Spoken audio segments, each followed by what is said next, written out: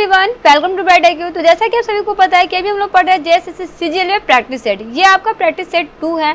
ये आपका बहुत इंपॉर्टेंट सेट है। प्लीज़ इस वीडियो को बिल्कुल भी स्किप मत कीजिएगा। इसमें जितना भी सामान्य अध्ययन से क्वेश्चन बताया जा रहा है ना, उसमें बहुत सारा क्वेश्चन ऐसा है जो आपका प्रीवियस ईयर्स पे आधारित है। और हम लोग इसमें सिर्फ क्वेश्चन ही नहीं पढ़ेंगे, क्वेश्चन से रिलेटेड जितने भी बेसिक कॉन्सेप्ट बन सकते हैं उन सारे कॉन्सेप्ट को स्टडी करेंगे। इसलिए ये आपका बहुत इंपॉर्टेंट है। प्लीज़ वीडियो को स्किप बिल्कुल ही मत कीजिएगा, एंड तक जरूर देखिएगा। आपका बहुत सारा क्वेश्चन इससे एग्जाम में मैच करेगा। तो चलिए बिना लेट के स्टार्ट करते हैं हम लोग क्वेश्चन से। पहला क्वेश्चन है आपके पास कि अफगानिस्तान SAARC में किस वर्ष शामिल हुआ था। तो देखिए, अगर हम लोग बात करते हैं अफगानिस्तान का SAARC में शामिल होने का ना, तो वो वर्ष था आपका 2007 का। अगर इससे रिलेटेड कुछ और चीज़ों को जानते हैं हम लोग, तो अगर हम लोग बात करते हैं इसकी स्थापना का कि आपका SAARC की स्थापना कब हुई थी, तो वो डेट था आपका 8 दिसंबर 1985 का। ढाका में की गई थी इसकी स्थापना। वहीं अगर इसका मुख्यालय की बात करते हैं तो इसका मुख्यालय जो है ना, वो आपका काठमांडू नेपाल में स्थित है। और ये आपका अप्रैल 2007 में अफगानिस्तान जो है वो आपका सार्क के 8वें सदस्य राज्य के रूप में शामिल हुआ था। इसे आप याद रखिएगा। वही नेक्स्ट क्वेश्चन है आपके पास कि कौन सा सुमेलित सही नहीं है। इसमें आपके पास पुरस्कार दिए हुए हैं और उसके क्षेत्र दिए हुए हैं कि इन लोगों को ये पुरस्कार जो है उन्हें किस क्षेत्र में मिला है। तो इसमें से आपका कौन सा आंसर है जो गलत है। तो जी हाँ, आपका ऑप्शन डी जो है वो आपका गलत है। आपका बोरलाउन पुरस्कार जो है वो आपका पत्रकारिता के क्षेत्र में नहीं मिला था। तो किस क्षेत्र में मिला था भाई? तो ये आपका बोरलाउन पुरस्कार जो है वो आपका 1973 में कोरोमंडल फर्टिलाइजर्स ली द्वारा कृषि क्षेत्र में विशेष योगदान के लिए प्रदान किया गया था। वही नेक्स्ट क्वेश्चन है आपके पास कि हाल ही में प्रकाशित पुस्तक एवं लेखक के संबंध में कौन सा सुमेलित, माफ कीजिएगा, यहाँ पे पुरस्कार हो गया है।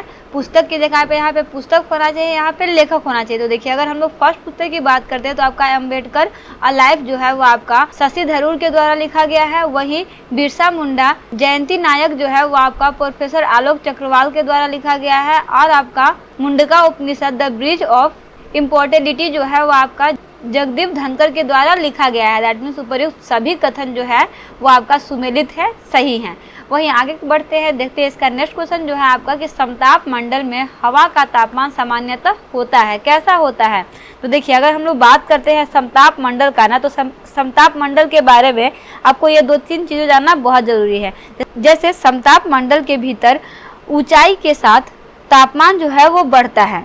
और वहीं समताप मंडल के शीर्ष का तापमान जो है वो आपका अगर डिग्री सेल्सियस में बोला जाए तो ये आपका -3 डिग्री सेल्सियस होता है। वहीं फॉरेन केल्विन में आपका 270 केल्विन होता है। फ़ारेनहाइट में 26.6 फ़ारेनहाइट होता है। तो इसे याद रखिएगा। दैट मीन्स का करेक्ट आंसर क्या हो जाएगा कि ऊंचाई बढ़ने के साथ बढ़ती है ना, इसका तापमान जो है वो क्या होता है, बढ़ता है। वहीं आगे नेक्स्ट क्वेश्चन है आपके पास कि मिस इंडिया 2013 की विजेता कौन बनी। तो देखिए, मिस इंडिया 2013 की विजेता जो है ना वो आपका नंदिनी गुप्ता बनी। ये नंदिनी गुप्ता जो है वो आपकी राजस्थान की रहने वाली हैं।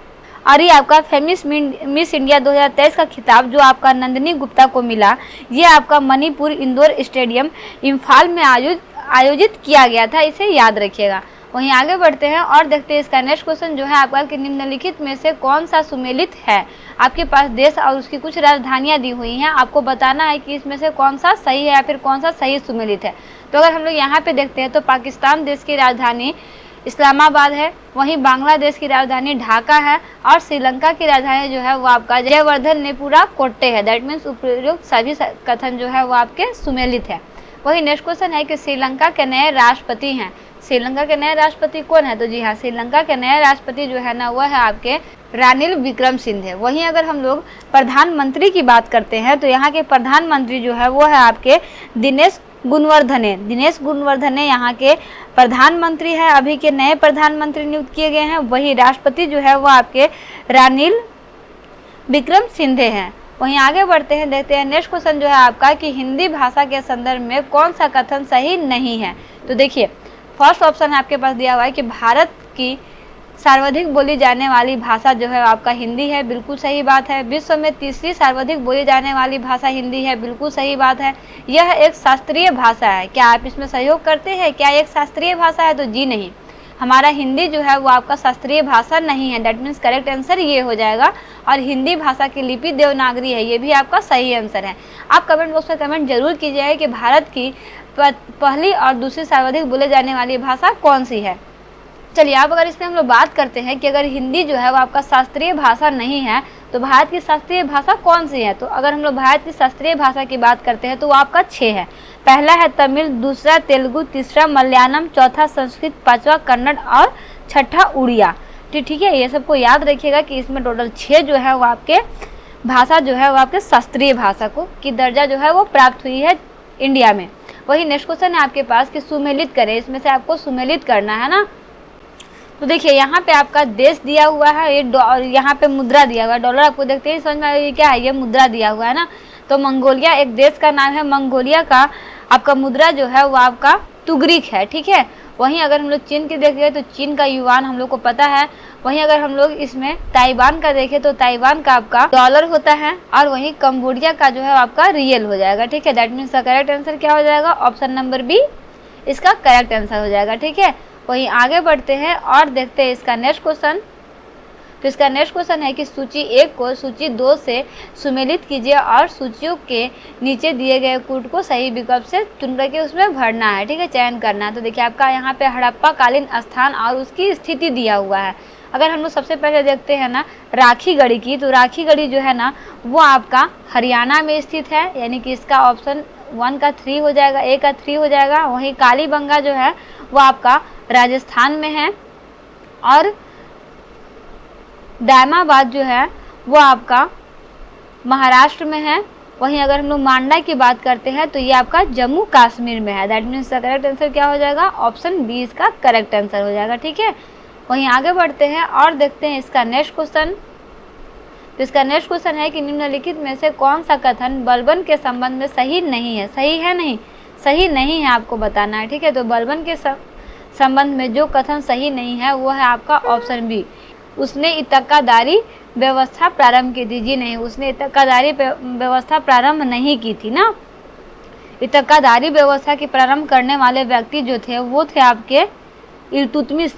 ठीक है, तो इसको याद रखिएगा कि आपका इतक्कादारी का व्यवस्था करने वाले व्यक्ति जो थे वो आपके इल्तुतमिश थे। वहीं आप बलबन के बारे में कुछ चीज़ों को जान लीजिए। जैसे बलबन का वास्तविक नाम जो है ना वो आपका बहाउद्दीन है। क्या है, बहाउद्दीन है। और बेसिकली बलबन जो है वो अपने राजस्व संबंधित विचारों के लिए प्रसिद्ध है, इसे याद रखिएगा।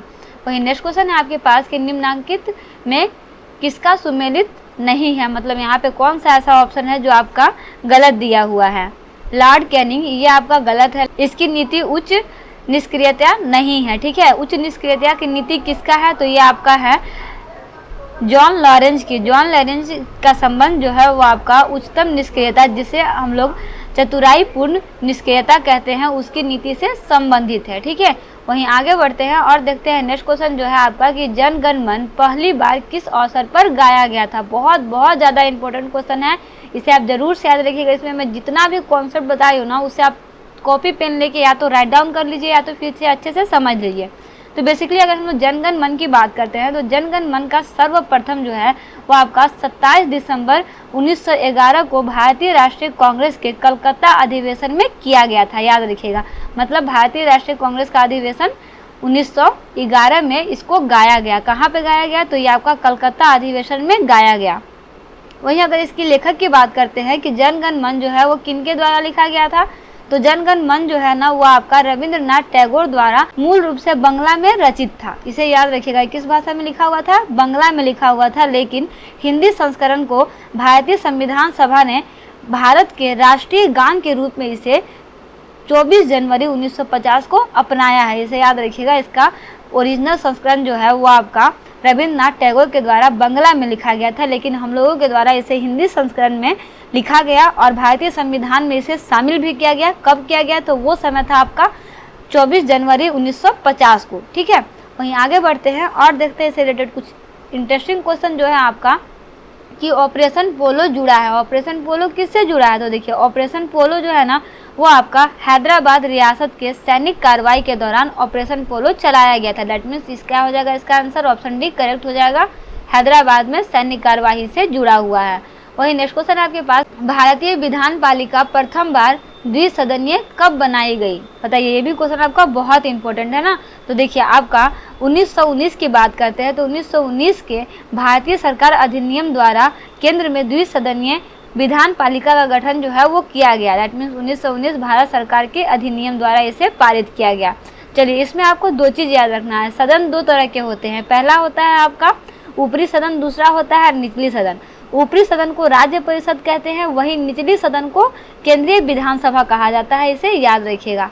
आगे बढ़ते हैं और देखते हैं इसका नेक्स्ट क्वेश्चन जो है आपका कि निम्न में से कौन सी जोड़ी, यहाँ पे आपके पास संस्था और उसके संविधान के अनुच्छेद दिए हुए हैं, आपको सुमेलित करना है। ठीक है, सुमेलित सही है वो है आपका कि भारत का निर्वाचन आयोग का गठन जो है वो आपका अनुच्छेद 324 के अनुसार किया गया था। ये कथन सही है, बाकी के तीनों का तीनों कथन जो है आपका गलत है। अब देखिए इसमें आप जान लीजिए कि इसमें क्या क्या हो सकता है। तो देखिए पहला तो आपके पास दिया हुआ है सही आंसर कि भारतीय संविधान के अनुच्छेद 324 में निर्वाचित आयोग के गठन का प्रावधान है, जबकि आपका अनुच्छेद 124 में सर्वोच्च न्याय का गठन किया गया। ठीक है, कब किया गया सर्वोच्च न्याय का गठन? तो वह है आपका अनुच्छेद 124 में किया गया।